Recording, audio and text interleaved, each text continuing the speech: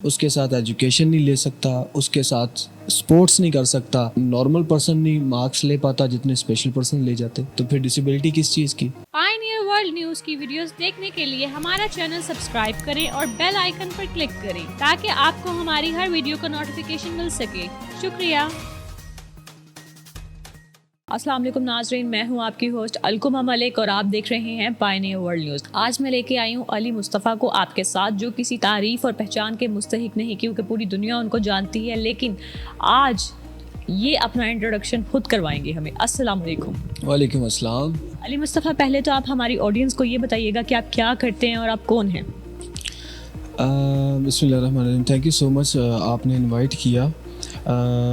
بس انٹروڈکشن جو ہے وہ موسٹلی لوگوں کو پتہ بھی ہے، لیکن میں تھوڑا سا اپنی نیو آڈینس کے لیے بتانا چاہوں گا کہ میں 20 مرتبہ پاکستان کا نیشنل چیمپئن ہوں ویٹ لفٹنگ کے اندر، اور 3 ٹائم انٹرنیشنل بین الاقوامی سطح پر پاکستان کو ریپرزینٹ کر کے گولڈ میڈل دلوا چکا ہوں پاکستان کو، اور اسی کارکردگی کی بنیاد پر مجھے پریزیڈنٹ ایوارڈ ملا مشرف صاحب کی طرف سے 2006، اور 7-8 میں مجھے پرائم منسٹر ایوارڈ دیا گیا، پھر اس کے بعد چیف آف آرمی اسٹاف کی طرف سے اپریسیشن، پھر جتنے بھی پاکستان کے پروونشلز ہیں ان کے چیف منسٹرز، ان کے گورنرز، ان کی جانب سے مطلب کہ اس چیز کو سراہا گیا۔ ادر دین تھوڑا بہت موٹیویشن اسپیکر بھی ہوں، سوشل ایکٹیوسٹ بھی ہوں ادنا سا۔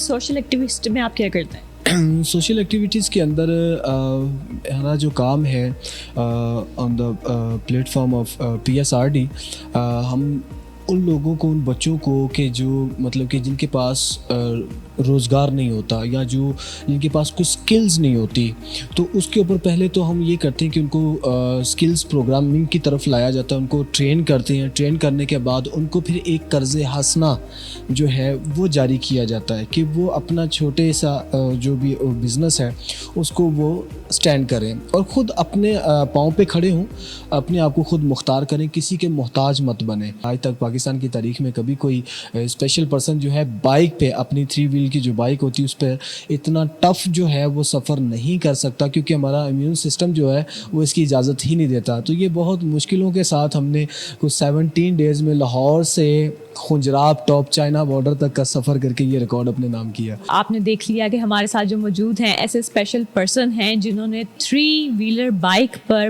لاہور سے پنجاب خنجراب کا سفر کیا، جو عام بندے کے لیے بھی بہت مشکل ہے، لوگ ڈر جاتے ہیں، اور انہوں نے اپنی اس چیز کو ایک طاقت بنا کر استعمال کیا ہے۔ ابھی آپ نے بات کی کہ آپ بچوں کو سکھاتے ہیں، ٹیلنٹ پرووائڈ کرتے ہیں، ان کا ٹیلنٹ دیکھتے ہیں، تو یہ نارمل بچوں کے لیے ہے یا اسپیشل چائلڈ کے لیے ہے؟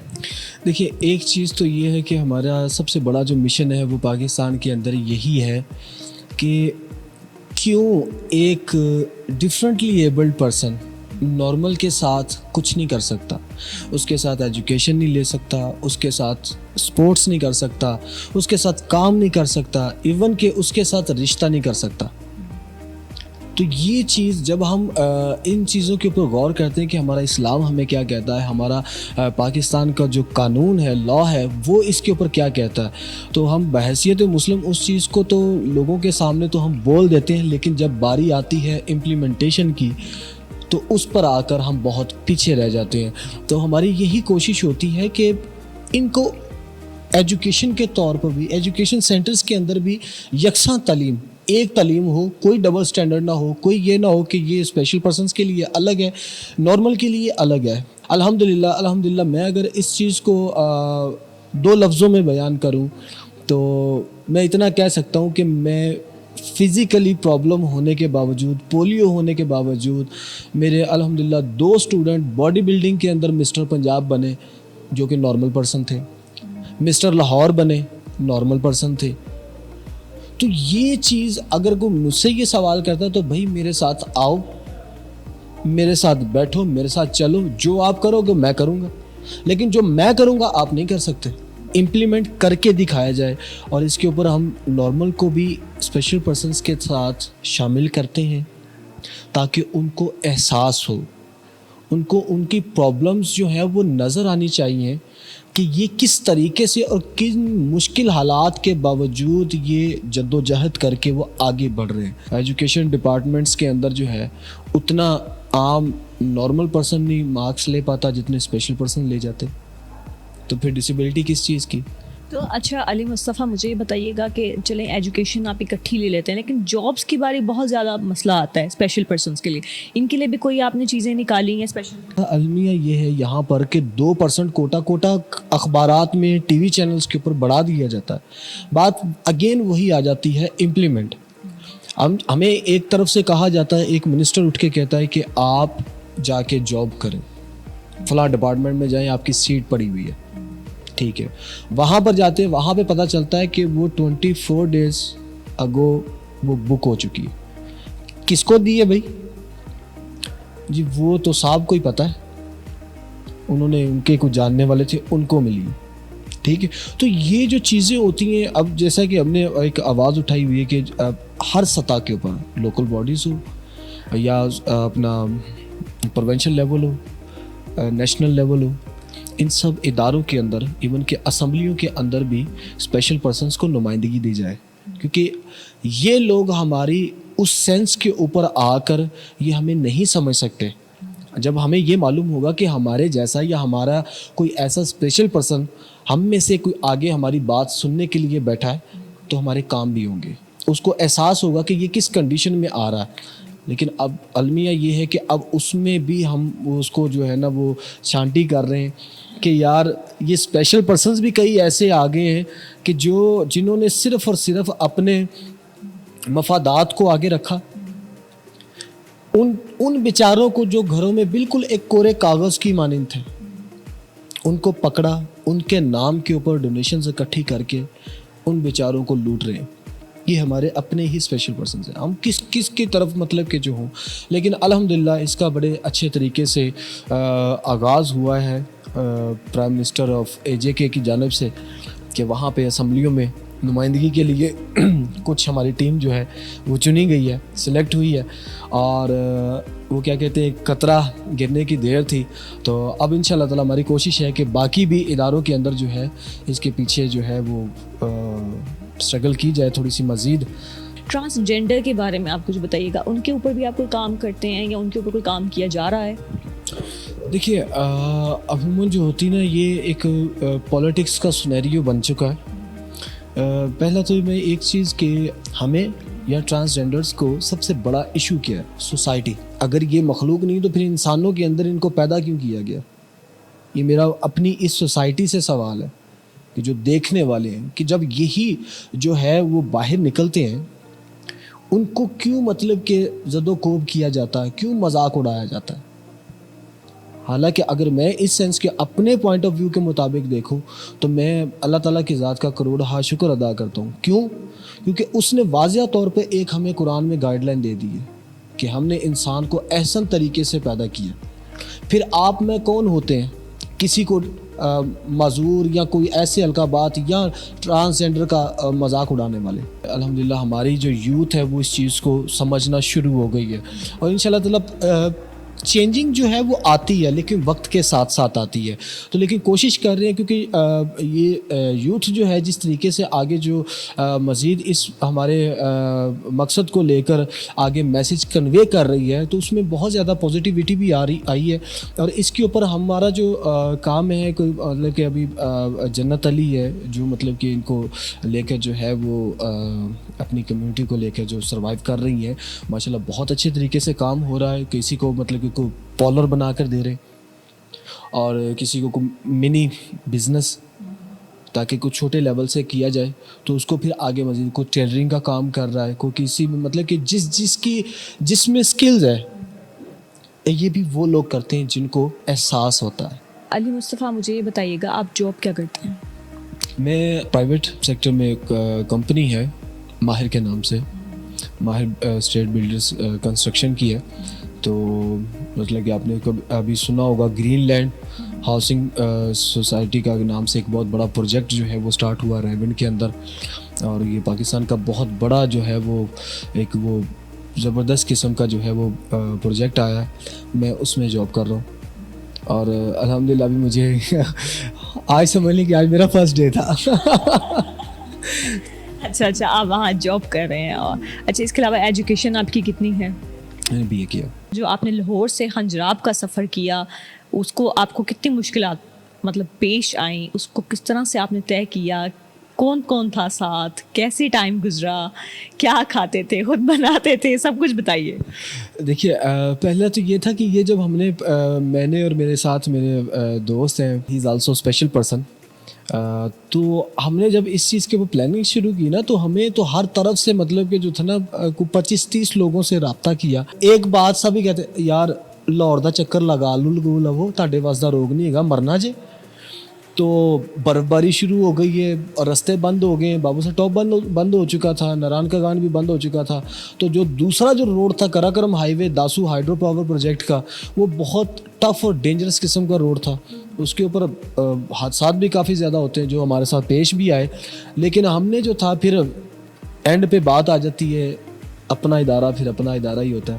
تو جب ان کے ساتھ بات کی میم فرحانہ, اللہ تعالیٰ ان کو صحت و تندرستی دے, ہمارے سروں پر سلامت رکھے ان کو, سر سہیل, ان کے ساتھ جب بات کی ہے انہوں نے کہا کہ ادھر سے سنو ادھر سے نکال دو, آپ کر سکتے ہو. مجھے یہ پتہ ہے کہ جب پہلے آپ نے تہیہ کیا تھا کچھ کرنے کا تو آپ کر گئے تھے, یہ بھی کر جاؤ گے.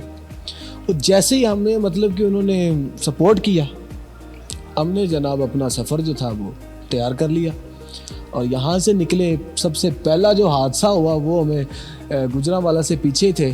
تو میں نے یہاں پہ نا لاہور سے بائک کے انجن کا کام کروایا تھا, لیکن وہ اس نے کوئی انجن کا جو نا وہ بہت لو قسم کا کام کر دیا. تو اندر جو ٹائمنگ چین ہوتا وہ ایک دم ٹوٹنے سے وہ انجن سارا جو تھا وہ کھل گیا.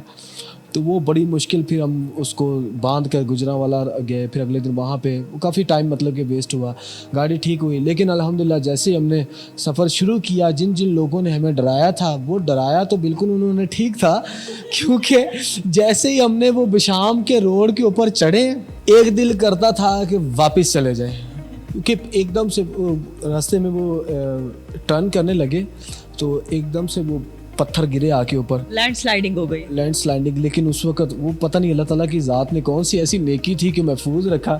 پتھر گرے, میری بائک جو تھی وہ الٹ گئی تو گر گئے نیچے, بائک اوپر ہمارے. تو پھر جلدی سے اٹھ کر جو تھا وہ بائک اٹھائی ہے.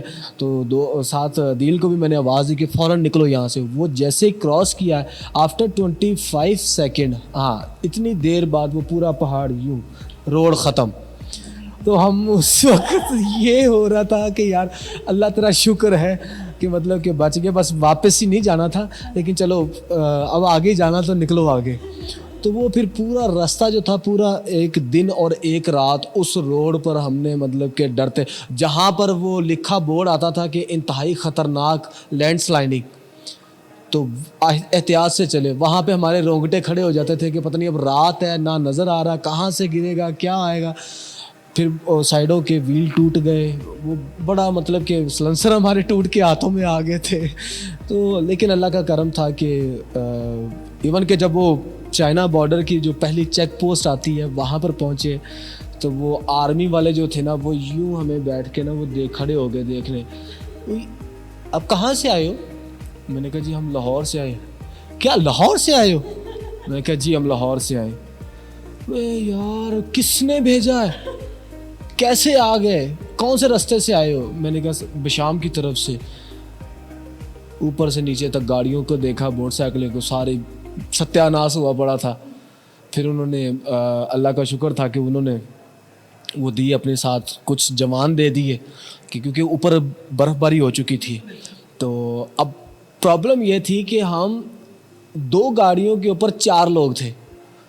ایک تو یہ کہ جو جس نے بولا کہ وہ ڈینجرس خطرہ آپ نہیں مول لے سکتے, آپ وہ راستہ نہیں کر سکتے, وہ راستہ ہم نے کیا. دوسرے نمبر پہ سنو فال ہونے کی وجہ سے آپ تو بالکل بھی نہیں جا سکتے. نمبر 3 پہ کہ آپ سنگل یہ بائک یہ جا نہیں سکتی اتنی اونچائی پہ, تو ہم ڈبل سواری کو بٹھا کر لے کر گئے. آرمی والوں نے بھی بولا کہ یار ان کے ساتھ چلے جو جہاں پہ بائک کو پرابلم ہو یا ان سے چڑھائی نہ ہو تو ان کو فوراً واپس لے آئیے گا, جان جوکھم میں نہیں ڈالنی, کیونکہ چائنا بارڈر کی جو چڑھائی ہے نا وہ بہت ڈینجرس قسم کی ہے اور بہت اونچی ہے. تو لیکن میں نے کہا ابھی ہم تو ڈیٹ بنے ہوئے نکلے ہوئے ہیں, ٹھیک ہے آؤ ساتھ. تو لیکن ابھی ہمارا بائک پہ ہی انٹرنیشنل کا بھی ٹور ہے انشاءاللہ تعالیٰ, اس کی ہم تیاری کر رہے ہیں. انٹرنیشنل ٹور کہاں کا ہے آپ کا؟ हमारा है उम्रा करने का ख्वाहिश है बाइक पे, बाइक पर उम्रा, उम्रा करके फिर आगे बाकू तक। बाकू तक। ओह माय गॉड, ये भी वाकई एक रिकॉर्ड तय करने वाली बात है, रिकॉर्ड बनाने वाली बात है कि आप बाइक पर उम्रा करने जाएं और बाकू का सफ़र करके वापस आएं। देखिए ये चीज़ जो है, क्योंकि अब हमने जैसे वेट लिफ्टिंग में पहले नेशनल रिकॉर्ड बनाया, फिर अब जाहिर सी बात है नेशनल तक तो महदूद नहीं रहना, अब उसको आगे भी बढ़ाना है। अब बाइक पे चूँकि हम अल्हम्दुलिल्लाह नेशनल रिकॉर्ड बना चुके हैं, तो अब सोच रहे हैं कि इसको अब इंटरनेशनल तक लेकर जाएँ। तो उस पर जदोजहद कर रहे हैं हम कि हमारे जो पाकिस्तान का जो टूरिज़म डिपार्टमेंट है, हमारी जो पाकिस्तान की जो आर्मी है, वो किस तरीके से हमारा साथ देती हैं। तो इंशाल्लाह ताला उम्मीद है कि ये इंशाल्लाह ताला हम करेंगे। अच्छा, हमारी ऑडियंस आपसे मिलके बहुत खुश होगी, उम्मीद है। इसके अलावा आप हमारी ऑडियंस को क्या मैसेज देना चाहेंगे? कोई पैगाम, कोई मैसेज? मैंने अपनी लाइफ के अंदर बहुत सारे ऐसे वेल एजुकेटेड जाहिल देखे, और ऐसे भी देखे जिनके पास कोई एजुकेशन नहीं है लेकिन इल्म है, लेकिन इल्म भी है, और उनको तहजीब व तमद्दुन का भी पता है। उनको अपनी जो इंसानियत है उसका बहुत एहसन तरीके से मालूम पड़ता है। किसी माजूर को मैं 10 रुपये दे दूँ अल्लाह के नाम के ऊपर, तो खुदा के लिए काश आप उसको ये तसव्वुर कर ले, उससे एक मरतबा पूछ ले कि भाई आप ये काम क्यों कर रहे हो, क्या आपके पीछे कोई ऐसी कोई बैकग्राउंड है, या आपके पीछे ऐसी कोई कौन सी ऐसी कोई प्रॉब्लम है कि आपको उसने हाथ फैलाने पे मजबूर कर दिया है। तो मैं समझता हूँ कि अगर 10-20 हज़ार लगाकर उस बच्चे को या उस पर्सनस को, ख्वाह कोई भी हो, वो चाहे कोई ओल्ड पर्सन हो, चाहे कोई ट्रांसजेंडर हो, चाहे कोई स्पेशल पर्सन हो राइट पर मुस्तहिक हो, तो खुदा के लिए 10-20 हज़ार रुपया लगा कर, आजकल हम दोस्तों के अंदर बैठते हैं लाखों रुपया लगा देते हैं को खाने के अंदर या किसी भी मामलात के अंदर। तो अगर यही आप अगर एक नेकी जो है कि उनको एक छोटा सा बिज़नेस खड़ा करके दे दें, तो मैं समझता हूँ कि ये इस सोसाइटी के ऊपर, इस माशरे के ऊपर आप सबका बहुत बड़ा एहसान होगा।